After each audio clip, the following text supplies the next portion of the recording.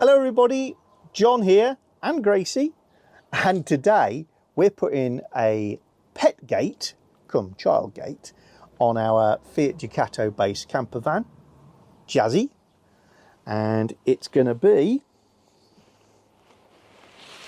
roller blind based, and you're quite pleased about it, aren't you? Yeah, because you'll be able to look out but not get out and get into trouble.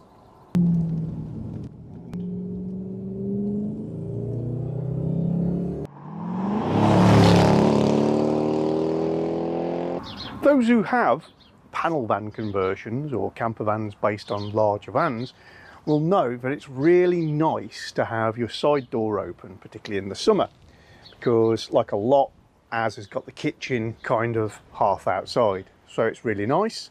We also have a little table that we can serve onto out here, so it's a really nice part of this sort of camper van, motorhome, panel van conversion. However, if you have small children, if you have a little dog, it's awkward because then they can jump in, jump out, and maybe that's not something that you want to happen all the time. Now, our little dog Gracie is particularly well behaved, but she can and does jump in and out of the van, and although she wouldn't wander very far and pretty good at coming when called, that's not really the point on campsites. Dogs should be under control, on leads, etc. So it's a little bit awkward to leave open. If you have a retractable fly screen, then although they're not very robust, for an awful lot of dogs, as long as not too boisterous, that is actually sufficient to stop them from jumping out, maybe not for the kids. Now, on our particular van, an IH630RL 2014, we don't have a fly screen, and it is a little tricky to fit one, so it's a challenge for a future. I will get round to it. I'm still pondering how it's to be done, because you fit a frame, it has to be inside the seals, obviously, and the seals, because of this drop down table and the way the kitchen's done with an overhang, mean that there's no way of getting a vertical line down here for it to draw up against. So the approach I'm going to go is fitting one of these things, a retractable safety gate. It's kind of like a roller blind, but sideways, and made of far more robust materials. Made for the job, but generally in the home. So I'm going to be using this in my van. I'll put a link in the description if you want to see the same one as I've got, but there are lots and lots of these things for sale under different brand names. A lot of them are quite similar, but they all come in varying dimensions. This height was kind of critical in my decision, and the simplicity of the hooking system was also part of my decision. Also, I wanted grey because blending with a silver van. And I'm going to take you along on a journey of fitting this, installing it, and seeing how it works out. Okay, so it's not an unboxing video. I've had this out before. I don't do that sort of thing as a rule. But yeah, it's a good looking thing. I chose rather carefully. This one's brand, I'm just trying to see if I can find a brand for you. And the fact that I'm struggling probably tells you a lot about it. Company name, Tanmet, T-A-N-M-E-T. Upgraded retractable safety gate. It's a wider one, which I didn't need, but it just happened that everything about the design of this would seem to be what I wanted, and it came wider. This, it says on here, ours is 180 centimeters wide, 71 inches. Regular ones are 55 inches or 140 centimeters. So it is a lot longer than the majority. So this is a gadget. It is a roller blind. So if I can hang on to it, there we go. You can see it's a roller blind. Recoils all on its own. The mesh has got quite small holes in it, so it's not as see-through as you might expect with camper vans we're used to seeing mosquito net. Very fine. This has got thicker strands and they're rubberized, It's obviously been encapsulated in some sort of rubbery film, making it very tough, and there's no way a dog's gonna bounce through it. Chew through, yeah, but they'd have to take their time doing it.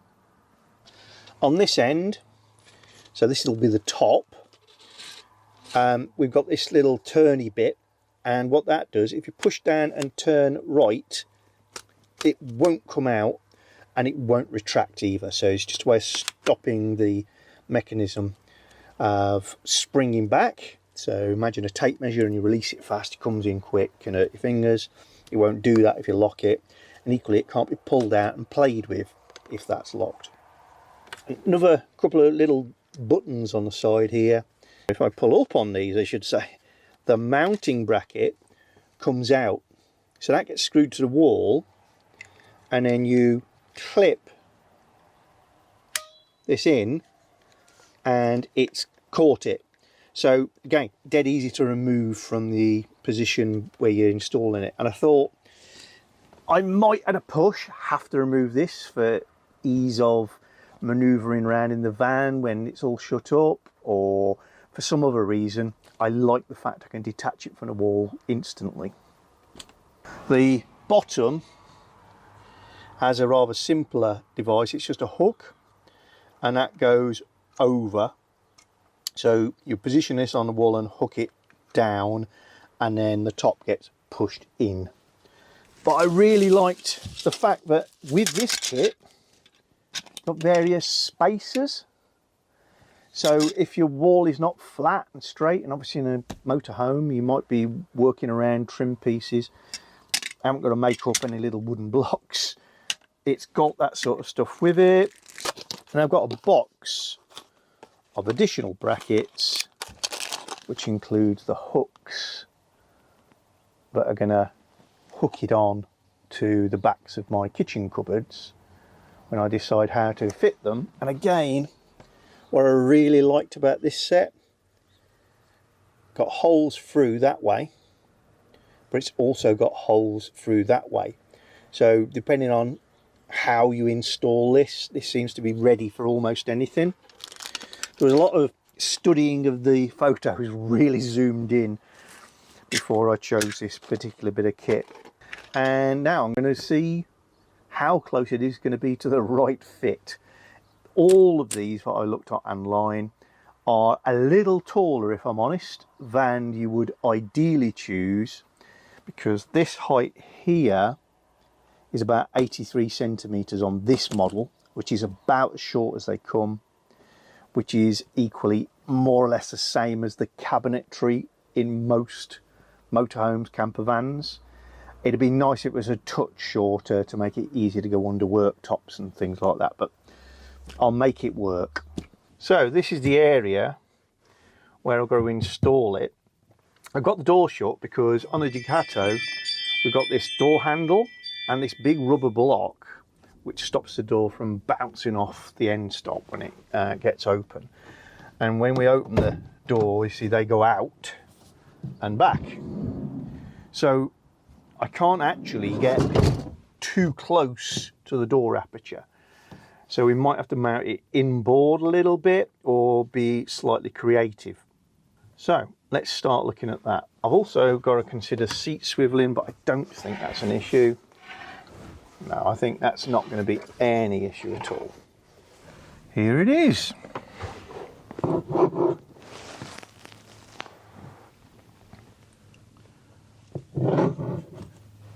And so to clear everything, it's kind of got to be there, which means I've got one half of this back bracket on here and the other half is off. So I might be making something, but it does look pretty vertical, I've got to say. Even though the door panel here, the trim panel here, it's got all sorts of curves and shapes in it. I'm just eyeing up the side of the roll to the edge of the door card, and it looks bob on. Let's try operating it. So they've got the door handle there. That's not any real problem. Yeah. So from this side, it'll be all about making something here as a platform for us to mount the top to this very significant trim panel, and just making sure we don't collide with anything behind it. The bottom, easy peasy, because it's nice and flat and it's a removable panel, so we can get behind there and have a look if we want. No worries. Now on the other side is where it's got a hook on, and obviously the door will be open whenever we're hooking it on, so we can go this side of the panel if we want. But the really interesting bit for me is, move my carpet, where does it fall vertically? And yeah, just as I was hoping. The height of this is 83 centimeters, but it's including sort of a mechanism on top. The actual blind is falling a little lower below this work surface, which is 83 centimeters. So I'll be able to put mounting brackets on the edge here and just simply hook it on. Okay, from this filming angle, hopefully you can see what I was on about. So to make this mount properly, I'm going to put one fixing into the trim, but the other fixing will go into thin air. So I'm going to fill in this gap here with a nicely shaped device where I can screw into, and then that will be screwed into here. Now to get this rather awkward shape is tricky unless you've got a thing called a profiling tool. This is a profiling tool, and what I'm going to do, I'm just using this for height. Right, so it's about there. I'm going to take the gadget out of the way. Oops. And then what I'm going to do is you take our profiling tool and push it into the plastic trim. I'm going to try and get some of these teeth to go sort of in line with that. Beauty of this, you can do it time and time again till you get it right, but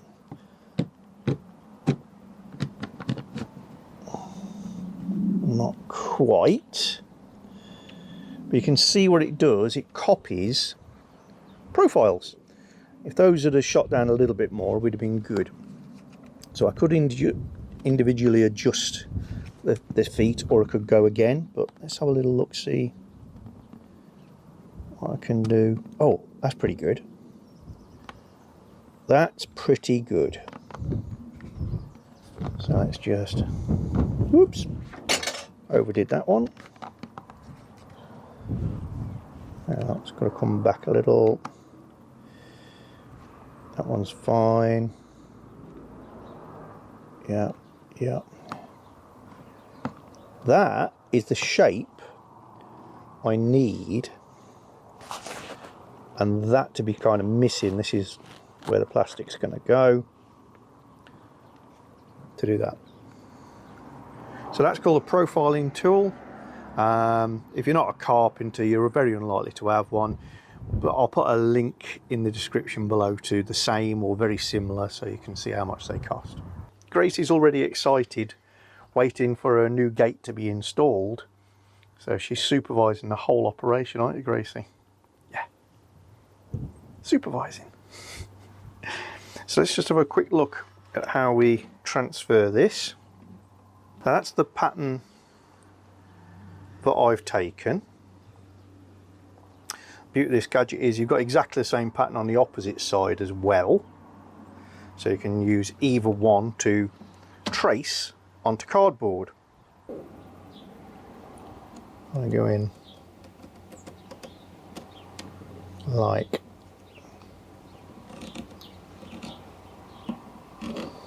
so, and then a pair of scissors. Just going to cut that.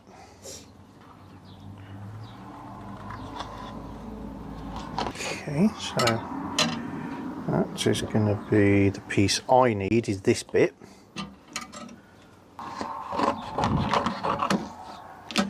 let's just have a look at the door jamb. Not too bad. Just needs to come a little closer to here. I think I can achieve that by nicking that back so it goes that way a bit more. So I'll just get... It's pretty close.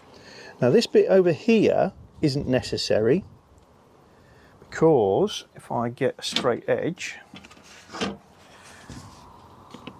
the bracket, the grey bracket, is going to be on here. Transfer that line. Let's see how that works out. That's pretty close. So now all I need to do is offer my bracket back up. Where I put it, it's over there, to see if I've got it right,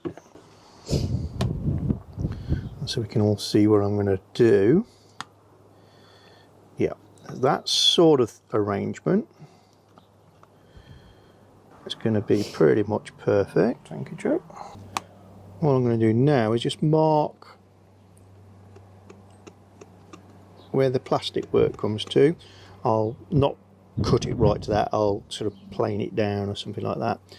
And then over this way I've just got to decide on a shape, but for now I'll say I'll just make it parallel, so to that. So this won't be a straight line. I'm going to cut it there, so there'll be a slight taper on it, and it should look good. And then I've got thickness here, which I've got to take into consideration. Well, that's nearly my shape. I mean, that'll be quite elegant. So as long as I get the dimension for here, for how thick we want it, we've just designed a bracket for an application that looked very tricky. So how am I going to attach these to these panels? I hear you cry, because you can't use self-tappers, John. I'll just pull out. I'm not going to. I'm going to use Rivnuts. What are Rivnuts? It's like a pop rivet with a threaded middle. So I've just put two little lines either side of where the base bracket is got to fit. Draw that line back on the tape. This is the bracket that fits at the bottom, just hooks on. Now I don't want it right at the bottom because carpets, and we always have these down, so it's got to be a little bit up of the ground. I've just got a couple of cap head bolts to give me that spacing to pick that up off the ground a little bit. Then I'll pop this carpet, use a marker pen,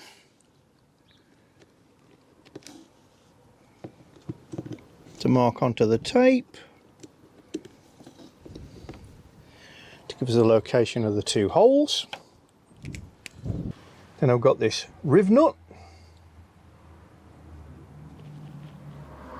and I want a drill bit. It's the same diameter as the shank of the Rivnut,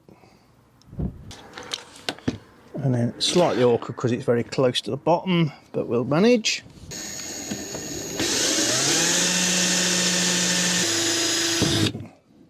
One,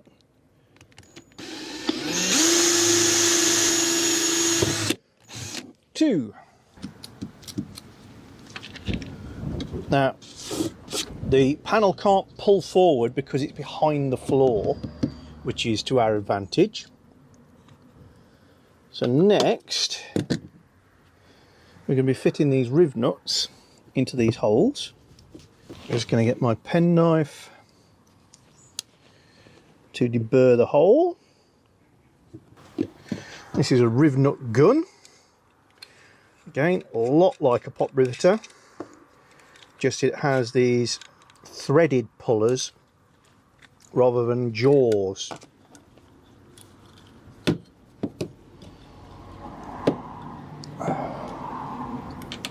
So I think I'm using a 3mm Rivnut one thing to be cautious of is the threaded pullers are screwed into the device using a left-hand thread, so kind of counterintuitively got to screw them the opposite way to which you might expect. And you're going to put the right puller into the gun and use that basically like a pop riveter. Screw it into the Rivnut, put it in a hole and then squeeze, but not till it breaks, just till you feel it add resistance and stop. So we take our Rivnut, screw it onto the end of the tool, pop it in the hole, squeeze it much the same way as you would any pop rivet. But where with a pop rivet you're trying to break the shaft off, you certainly don't want to do that with this. All you're doing is squeezing it, and as soon as you can feel it deforming, you've kind of done the job. That's it. And I would say that that's already there. There you go. And that's a threaded insert in a hole that you've made. And if you want to know that you've distorted it, there's a depth in here to which you can put a bolt before it hits the thread. If I try and put it into this hole, it's about half of that. So that is now domed on the back. You've pulled this back end into a bulge. So we've got another one to do.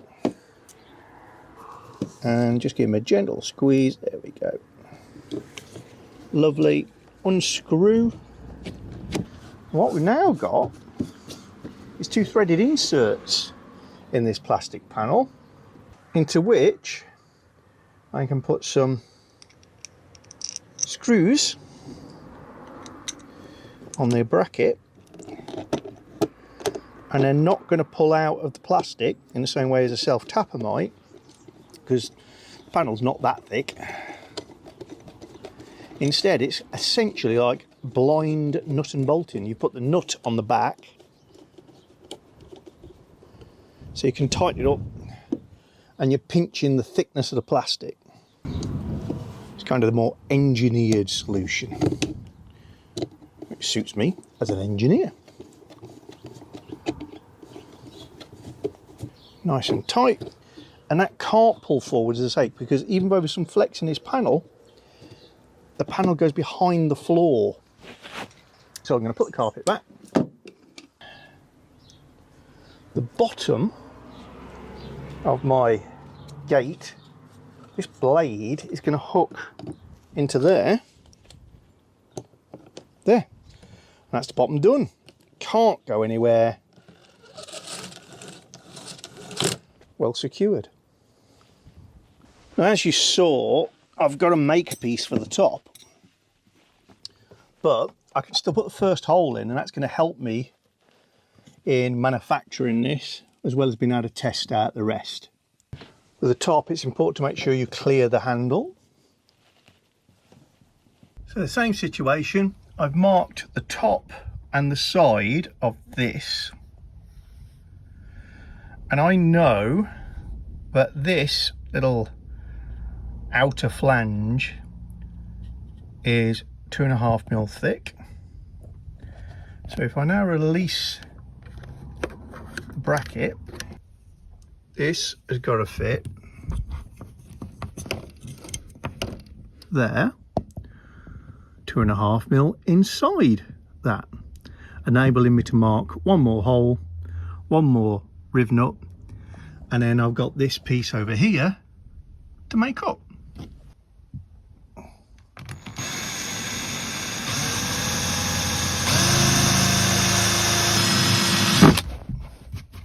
Significantly thicker plastic up here.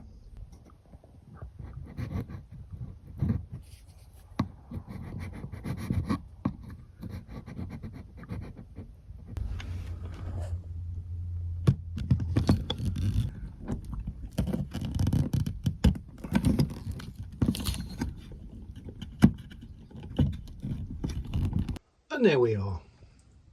There's only one hole in at the moment, but one at the bottom. So we take our barrier, we hook, oops, over that bottom one, and then we offer up the top. You literally just push, and to release, push them down, it comes back off. How does that look? All clears. Lovely, straight up and down. And we can pull it out, no problem.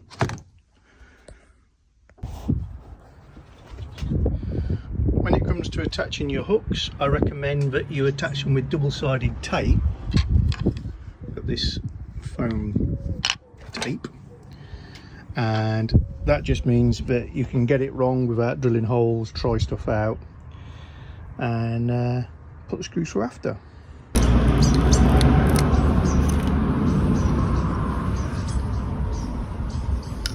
Once you've got one in position, you can just apply a little bit of tension with the other one and get that one just right.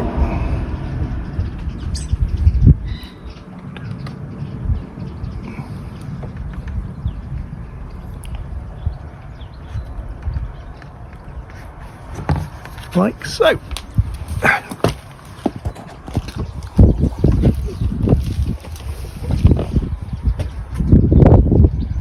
There we are. Pretty neat.